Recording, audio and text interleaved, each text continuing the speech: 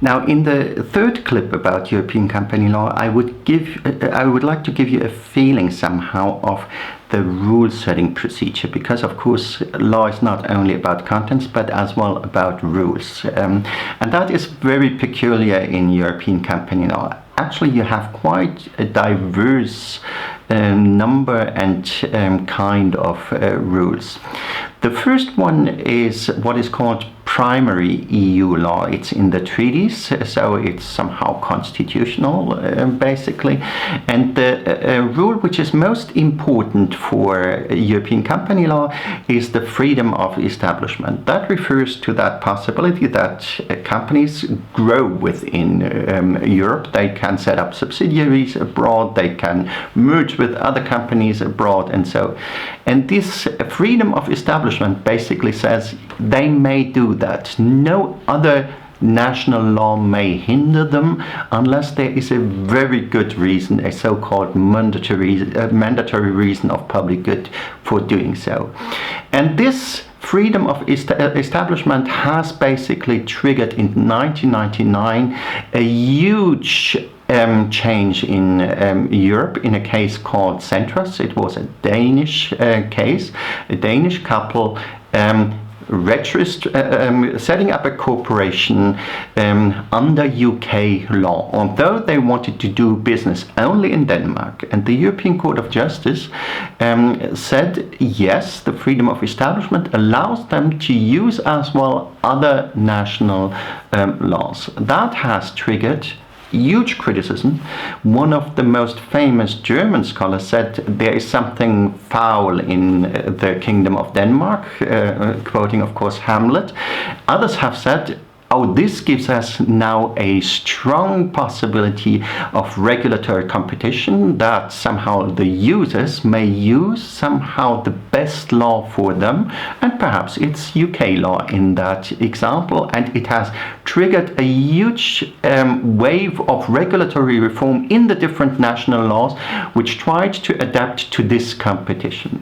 The second kind is so-called secondary law. One often says primary law deregulates only, gives only freedom. Secondary law gives then somehow the tools of protecting shareholders, of protecting creditors. I gave you one example with the first directive. I gave you another example with the takeover directive, with those protective measures which try to calibrate the market and the forces there.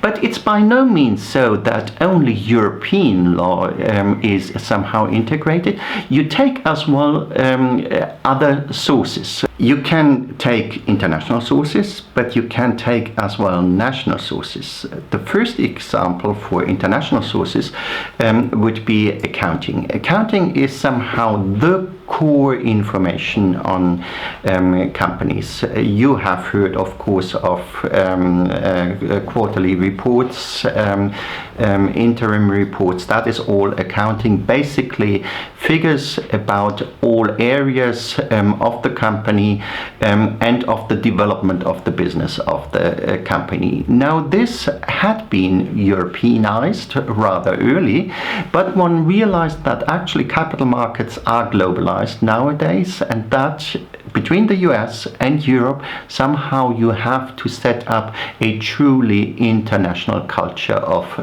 accounting, at least for the listed companies which act somehow worldwide, and this has not been this task has not been allocated to the US government or to the European legislator, but rather there has been a private body with regulators, with experts, setting up the so-called international financial reporting standards. This is now integrated into European law as a truly international standard. But there is as well integration of national standards, so below the European level. For instance, labor participation changes, of course, once two companies merge. And there basically the solution for this problem is that one just recognizes the labor participation regimes exist existing in the different countries. The strongest of those regimes then is adopted for the company created by that merger.